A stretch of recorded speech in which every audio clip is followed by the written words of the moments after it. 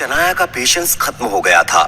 रूपल के ये दोस्त आहान को जानबूझकर टारगेट करने की कोशिश कर रहे थे। ये बात शनाया से छिपी नहीं थी और आहान सिर्फ अपनी बीवी के लिए ये सब चुपचाप सहन कर रहा था। मगर अब शनाया चुप नहीं रहने वाली थी। इससे पहले कि आहान प्रेम से कुछ कह पाता, शनाया ने जवाब में चिढ़कर कहा, इस सब से तुम्हारा क्या लेना देना है? Mind your own business. Shanaya के लहजे में अब गुस्सा साफ झलक रहा था। अपनी बात कहने के बाद शनाया ने आहान की तरफ एक नजर देखा और हैरानी से मन ही मन में बोली, आहान का नेचर इतना शांत क्यों है? क्या वो अपने खिलाफ कुछ कहने वालों से नाराज नहीं होता? अगर आहान की जगह किसी ने मुझसे इस तरह बिहेव किया होता तो मैं बहुत पहले ही इस जगह से चली जाती। शनाया को नाराज होते हुए देखकर प्रेम और उसके दोस्त भी सीरियस हो गए। राज बेदी ने शनाया को समझाने की कोशिश करते हुए कहा, मिस शनाया, आप प्लीज अपसेट मत होइए, हम तो बस मजाक कर रहे थे। शनाया कुछ और भी कहने वाली थी पर आहान ने उसके हाथ पर अपना हाथ रख दिया। शनाया ने उसकी तरफ देखा तो आहान ने आंखों ही आंखों में उसे बात को आगे ना बढ़ाने का इशारा कर दिया। अब उस प्राइवेट रूम का माहौल थोड़ा ऑकवर्ड हो गया था। शनाया गिल जैसी होशियार और स्मार्ट बिजनेस वुमेन आहान के लिए इतनी प्रोटेक्टिव और पॉजिटिव कैसे हो सकती थी? शनाया के उस रिएक्शन ने रूम में मौजूद हर किसी को हैरान कर दिया था। रूपल ने दिल ही दिल में कहा, शनाया, तुम्हें क्या हो गया यार? इस आहान ने तुम पर कोई जादू किया है या तुम सच में इस गुड फॉर नथिंग लड़की के प्यार में अंधी हो गई हो? Oh God, I can't take this. Rupal थोड़ी ज्यादा ही इरिटेट हो गई थी, इसलिए उसने अपना दिमाग शांत करने के लिए बाहर जाना सही समझा। वो सीधा रूम से निकलकर वॉशरूम में गई और अपना चेहरा धोकर थोड़ी फ्रेश हो गई। बाहर आते ही उसने देखा कि दरवाजे के बाहर एक मोटा सा गंजा आदमी खड़ा था। उस आदमी से शराब की बहुत ज्यादा तेज बदबू आ रही थी। गले में सोने की चेन्स पहना हुआ वो आदमी रूपल की तरफ ही आ रहा था। एकदम से रूपल के सीने में घबराहट पैदा हो गई, मगर वो भागकर जा भी कहां सकती थी। पीछे दरवाजा था। रूपल ने देखा कि उस मोटे आदमी का हाथ रूपल के चेहरे की तरफ बढ़ रहा था। डर के मारे एकदम से रूपल ने कुछ सोचा और अपने सामने खड़े उस गंजे और मोटे आदमी को लात मार दी। वैसे तो रूपल की किक की वजह से वो आदमी कुछ कदम पीछे हट गया, मगर उसे देखकर ऐसा नहीं लग रहा था कि वो गुस्सा था। रूपल की हैरानी के लिए उल्टा वो आदमी हंसने लगा। लड़के, तुम तो बहुत एनर्जेटिक हो। वैसे एक बात बताओ, क्या ये एनर्जी मुझे बेड पर भी देखने को मिलेगी? उस आदमी की कही ये बात सुनकर रूपल के चेहरे पर नफरत उतर आई।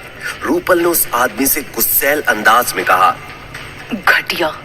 ये कहकर वो प्राइवेट रूम में वापस जाने लगी कि तभी उस गंजे और मोटे आदमी ने रूपल का पीछा करते हुए कहा, मैं घटिया? जरा अपनी तरफ देखो लड़की, तुमने इतने छोटे और तंग कपड़े पहने हुए हैं। क्या तुम यहाँ अपने आप को बेचने नहीं आई हो? चलो अब ज्यादा नखरे मत करो। आज रात मेरे साथ सोने के लिए मैं तुम्हें 10,000 रुपए दूंगा। चलो। अपने आखिरी शब्द बोलते हुए उस गंजे और मोटे आदमी ने रूपल की कमर को पकड़ लिया था। अब रूपल ने ज्यादा सोचे बिना उस आदमी के मुंह पर एक थप्पड़ जड़ दिया। अपने आप को उस आदमी की पकड़ से छुड़ाने की कोशिश में रूपल ने वो थप्पड़ कुछ ज्यादा ही जोर से मारा था। उस गंजे और मोटे आदमी का चेहरा एक लड़की के थप्पड़ से सूज गया था और उसी सूजन की वजह से जब इस बार उस आदमी ने रूपल की तरफ देखा तो वो बहुत ही डरावना लग रहा था। उसने गुस्से से रूपल की तरफ देखकर कहा, बेशर्म लड़की, अब तो मैं तुम्हारी जान लेकर ही दम लूंगा। उस आदमी की ऐसी धमकी सुनकर रूपल डर गई।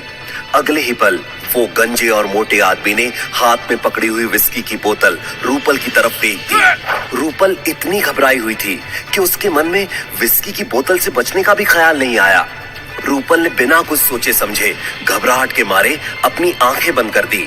1 सेकंड, 2 सेकंड, 5 सेकंड भी हो गए, मगर वो बोतल रूपल तक नहीं पहुंची। इसलिए क्यूरियोसिटी के मारे रूपल ने अपनी आंखें खोल ली।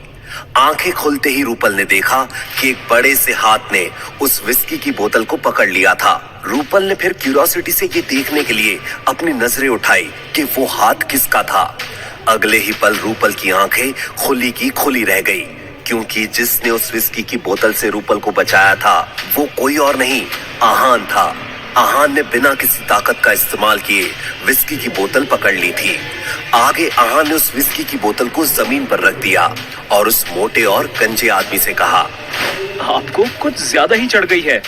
आहान के बीच में इंटरफेयर करने की वजह से उस मोटे और गंजे आदमी को गुस्सा आ गया। उसने आहान से नफरत भरे अंदाज में कहा, अच्छा, तो अब मैं बताता हूँ कि मुझे कितनी चढ़ी हुई है। अपनी बात कहते हुए उस मोटे और गंजे आदमी ने गुस्से से अपनी मुट्ठियां कस ली और आहान की तरफ अपना हाथ बढ़ा दिया। मगर ये अटैक आहान के लिए बच्चे का खेल था और उसने कमर में किक करके उस आदमी को जमीन पर गिरा दिया। आहान के इस मूवमेंट से रूपल हैरान थी। उस बिचारी को अपनी आंखों पर यकीन नहीं हो रहा था। तभी प्रेम मल्होत्रा और राज बेदी वहां पर शोर सुनकर भागते हुए आए। डरी हुई रूपल को देखकर उन्होंने सवाल करते हुए कहा, क्या हुआ है? क्या तुम ठीक हो रूपल? रूपल ने जवाब देते हुए जमीन पर गिरे हुए आदमी की तरफ गुस्से से देखा और बोली, ये मोटा सुअर बदतमीज कहीं का, इसने आसपास किसी के ना होने की वजह से मेरा फायदा लेने की कोशिश की। रूपल की ये बात सुनकर अब प्रेम मल्होत्रा की आंखों में नाराजगी दिखने लगी। उसने इस मैटर की पूरी जिम्मेदारी अपने हाथों में लेने का फैसला कर लिया। आफ्टर ऑल प्राइड रेस्टोरेंट उसके ही फैमिली बिजनेस का हिस्सा था, इसलिए उसने कुछ सोचा और कहा, ब्लडी हेल, तुम्हारी हिम्मत कैसे हुई रूपल के साथ ऐसा करने की, घटिया आदमी? अपनी बात कहते हुए प्रेम मल्होत्रा जाकर उस मोटे और गंजे आदमी के हाथ पर खड़ा हो गया। जरूर उस आदमी के हाथ की कोई हड्डी टूटी थी, इसलिए वो दर्द से करहाने लगा। मगर प्रेम मल्होत्रा को इस बात से कोई फर्क नहीं पड़ा। उल्टा राज बेदी ने भी उस मोटे आदमी को कई बार किक किया। वो दोनों इस सिचुएशन में कुछ ज्यादा ही बेरहमी दिखा रहे थे। ये देखकर आहान को अच्छा नहीं लगा। अपने सामने चल रहे इस तमाशे को देखकर आहान ने मन ही मन में कहा, ये दोनों उस आदमी को कुछ ज्यादा ही पीट रहे हैं।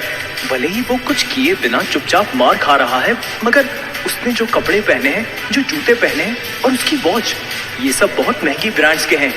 ये बात तो साफ है कि ये आदमी कोई आम शराबी नहीं है। अगर ज्यादा मार पड़ने से इस आदमी को कुछ हो गया तो अच्छा नहीं होगा। मैं नहीं चाहता कि इतनी सी बात के लिए हम सब किसी बड़ी मुसीबत में पड़ जाएं। आहान ने देखा कि प्रेम मल्होत्रा और राज बेदी रुकने का नाम ही नहीं ले रहे थे, इसलिए आहान ने उन दोनों को रोकते हुए कहा, बस करो, इसे इसकी सजा मिल गई है। अगर ऐसा ही चलता रहा तो ये मर जाएगा। आहान ने अपनी ये बात अच्छे इरादे से कही थी। ऐसी बात नहीं थी कि आहान को उस मोटे और गंजे आदमी पर तरस आ रहा था, लेकिन ये मामला जितना सीधा लग रहा था उतना था नहीं। मगर ये लड़के कहां समझने वाले थे। राज बेदी ने आहान से अपनी बहादुरी दिखाते हुए कहा, आहान भैया, आप किस बात से डर रहे हैं? हम नहीं चाहते कि इस सब की जिम्मेदारी आप अपने सर ले लें।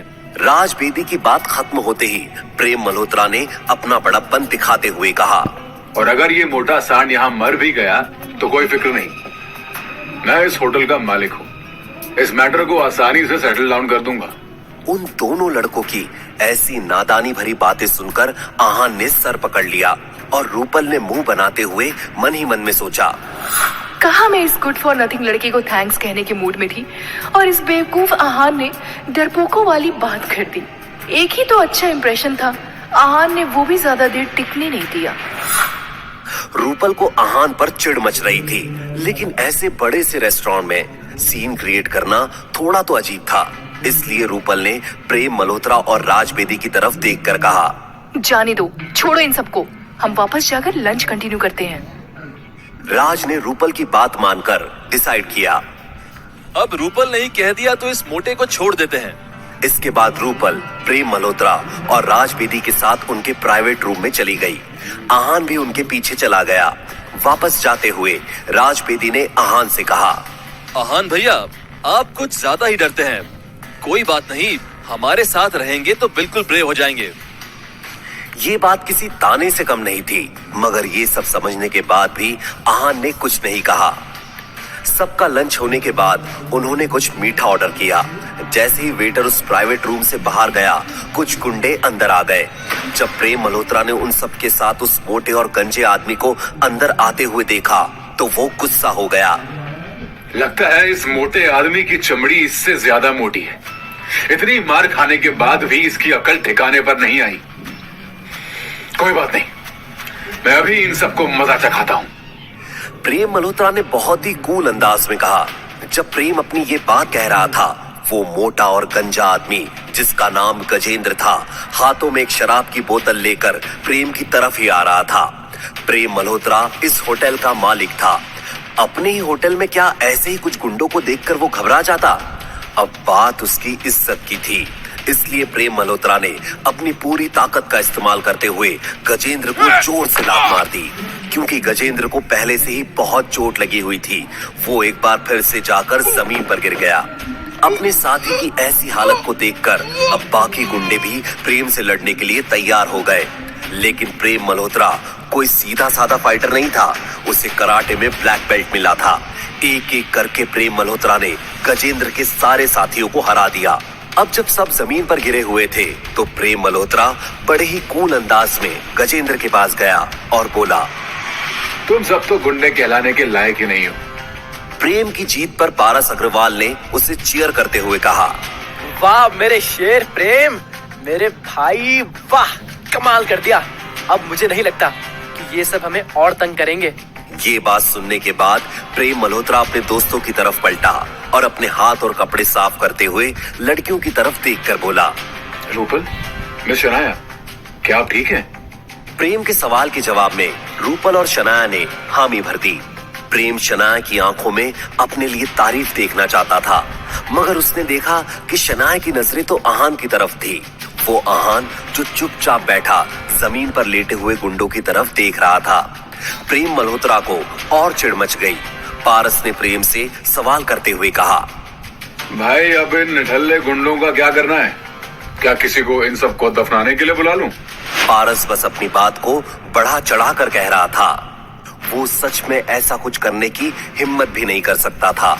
इससे पहले कि प्रेम इस बात पर कुछ कह पाता, दरवाजे से एक आवाज आई, अच्छा, क्या तुम लोग इतने बहादुर हो? अगर ऐसा है तो मेरा भी सामना करो। ये किसकी आवाज थी? क्या प्रेम मल्होत्रा ने सबको बचा लिया था या फिर किसी बड़ी मुसीबत में फंसा दिया था? अब आहान क्या करेगा, जानने के लिए सुनते रहिए पॉकेट एफएम।